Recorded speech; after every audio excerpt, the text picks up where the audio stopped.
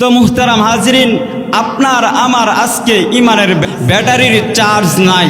যে চার্জ না থাকার কারণে আজকে আপনি আমি এইরকম একটি জালিসুর রহমান জান্নাতের বাগান না আইসা আপনি আমি ঘরে বসে আছি, আপনি আমি চাষ্টলে বসে আছি, আপনি আমি টিভি সিনেমা নিয়ে মগ্ন আছি।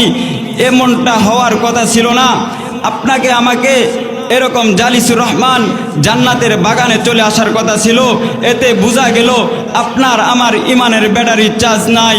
মুহতারাম হাজরিন, আপনাকে আমি বলতে চাই, আজকে আপনার আমার ইমানের ব্যাটারির চার্জ না থাকার কারণেই আপনার আমার জবানে আজকে নারায়ে তাকবীরের আওয়াজ না থাকার কারণেই এই বাংলার জমিনে গুটি কয়েক নাস্তিকার মুরতাদের বাচ্চারা আপনার আমার ইসলামের বিরুদ্ধে কথা বলে, এই রকম মাহফিলের বিরুদ্ধে কথা বলে, এই রকম কোরআনের মসজিদের বিরুদ্ধে কথা বলে।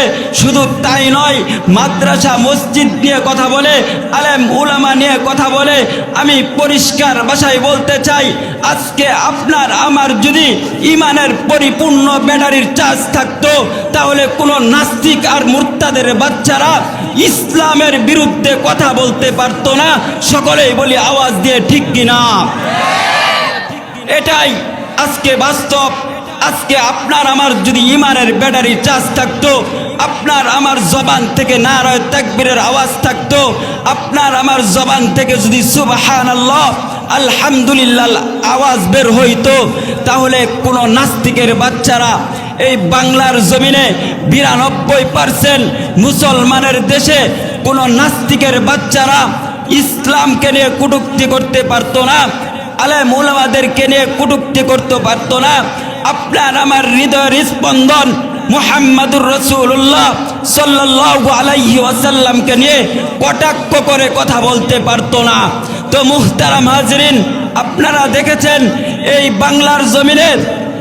বাংলার জমিনে তৌহিদি জনতার তাকবীরের আওয়াজে এই বাংলার জমিন থেকে তসলিমা নাসরিন রাতের অন্ধকারে পালাতে বাধ্য হয়েছিল।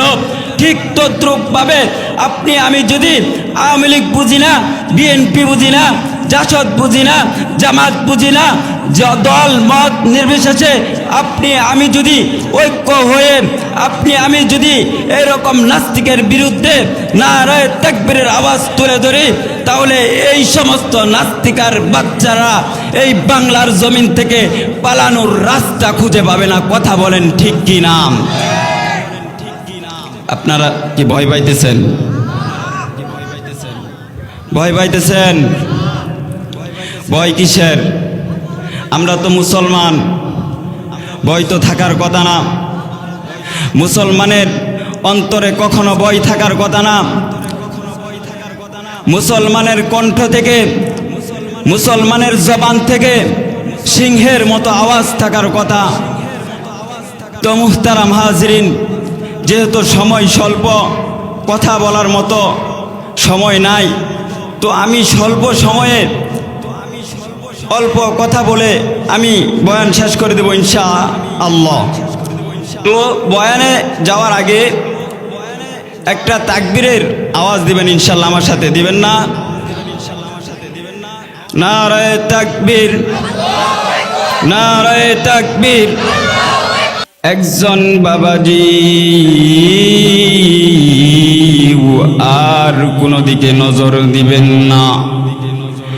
একজন বাবাজিও আর উঠা বসা করবেন না।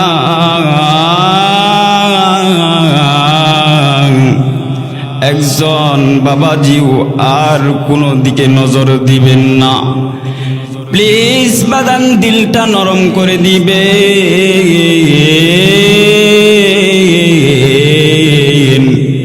আমি কারো সন্তানের মতো হইয়া বলি, আমি কারো ছেলের মতো হইয়া বলি, আমি কারো নাতির মতো হইয়া বলি। এখনো যারা মাহফিলের প্যান্ডেলের ভিতরে আসতে পারেন না, এই মাইকের আওয়াজ যত দূর পর্যন্ত যাইতেছে, আপনাদের পায়ে ধরে বলি,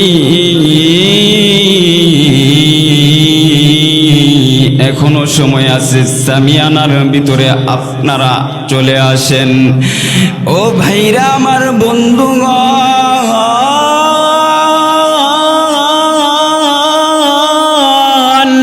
হতে পারে আজকের এই মাহফিল আপনার আমার জিন্দেগিটা পরিবর্তন করে দিতে পারে, হতে পারে আবার এই মাহফিলটা আপনার আমার জীবনের শেষ মাহফিল হয়ে যাইতে পারে। আবার এমনও হতে পারে আপনি আমি আর গতকাল বেঁচে থাকবো না। আপনার আমার যদি মৃত্যু হয়ে যায়, এই মৃত্যুর আগে যদি আমার আপনার আমল নামায় এইরকম একটা মাহফিলের আমল যদি আপনার আমার আমল নামায় দেখা যায়, হতে পারে এই মাহফিলের উসিলা করে কাল কিয়ামতের ময়দানে আপনার আমার মালিক, আসমানের মালিক আল্লাহ মাফ করে দিতে পারে। কথা বলেন ঠিক কি না? মুসলমান ভাইরা রে আমার আপনার মালিক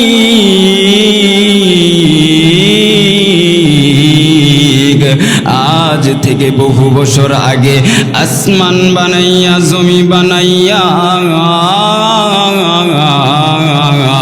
মানুষগুলো বানাইয়া এই দুনিয়ার জমিনে পাঠাই দিলেন। এই মানুষগুলো দুনিয়ার জমিনে চলে আসার পর বাপ দাদার ধর্ম লাত, মানাত, উজ্জা, অবন, সরস্বতী, কেউ আবার আফ্রোদতি, কেউ আবার কালী, কেউ আবার দুর্গা, কেউ আবার মহাদেব, কেউ আবার রঙ্গি, কেউ আবার দুঙ্গি, কেউ গাছের পূজা, কেউ মাছের পূজা, নানান ধরনের নানান শিরিক বিদাত ফিতনা কাজে মানুষ যখন লিপ্ত হয়ে যায়, ঠিক তদানীন্তন সময়ে আমার আপনার মালিক এই দুনিয়ার জমিনে দুইটা বরকত, দুইটা রহমত, দুইটা নিয়ামত আমার আপনার মালিক পাঠায়া দিলেন। এক নম্বরে আপনার আমার প্রিয় নবী মুহাম্মদুর রাসূলুল্লাহ সাল্লাল্লাহু আলাইহি ওয়াসাল্লাম। দ্বিতীয় নম্বরে আমার আপনার প্রিয় নবী মুহাম্মদুর রাসূলুল্লাহ সাল্লাল্লাহু আলাইহি ওয়াসাল্লামের উপর গোটা 30 পারা কোরআন আমার আল্লাহ নাযিল করে দিলেন। সকলে বলি সুবহানাল্লাহ। আমার ভাইরা, আমার বন্ধুগণ, এই দুইটা জিনিস আপনার আমার জন্য আল্লাহ পাক রব্বুল আলামিন পাঠায়া দিলেন আজ থেকে 1500 বছর আগে। যেই সমস্ত মানুষ অসভ্য হয়ে যাচ্ছিল, যেই সমস্ত মানুষ অভদ্র হয়ে গিয়েছিল, যেই সমস্ত মানুষ আল্লাহর রাস্তা থেকে দূরে চলে গিয়েছিল, প্রত্যেকটা মানুষগুলোকে আমার আপনার মালিক এই দুনিয়ার জমিনে এই দুইটা জিনিস পাঠাইয়া দিয়া অসভ্য মানুষগুলোকে সভ্য বানানোর জন্য, অভদ্র মানুষগুলোকে ভদ্র বানানোর জন্যে, আল্লাহ ভোলা মানুষগুলোকে আল্লাহওয়ালা বানানোর জন্যে আমার আপনার মালিক আল্লাহ রব্বুল আলামিন এই দুনিয়ার জমিনে পাঠায়া দিলেন।